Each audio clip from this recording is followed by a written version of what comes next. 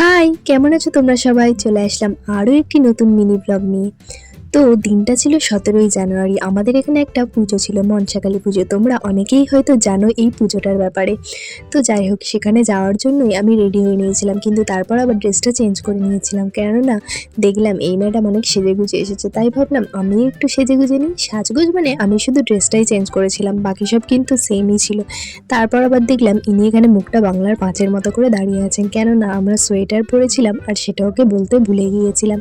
তো যাই হোক, ফাইনালি আমরা তিনজন মিলে চলে গেলাম কিন্তু মেলাতে। আর ওই যে দেখতে পাচ্ছ, ওটা ছিল মন্দিরের চূড়াটা। তারপর ওখানে গিয়ে দেখলাম ওখানে কিন্তু প্রচুর ভিড় ছিল, যেহেতু সেই দিনই পুজোটা ছিল তাই কিন্তু অনেক লোক এসেছিল।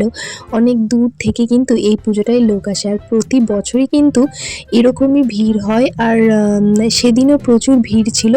তো ফাইনালি এত ভিড়ের মধ্যে দিয়েও আমরা চলে গেছিলাম মন্দিরের সামনে ঠাকুর প্রণাম করতে। তো তারপর ওখানে গিয়ে দেখলাম মন্দিরের গেটটা কিন্তু খুব সুন্দর করে সাজিয়েছে, আর মন্দিরের ভেতরেও কিন্তু প্রচুর লোক ছিল। যেহেতু সেদিন অঞ্জলি হচ্ছিল তাই কিন্তু প্রচুর মানুষ অঞ্জলি দিতেও এসেছিল, আর অনেক মানুষ কিন্তু এখানে মানত পূরণ করতেও এসেছিল।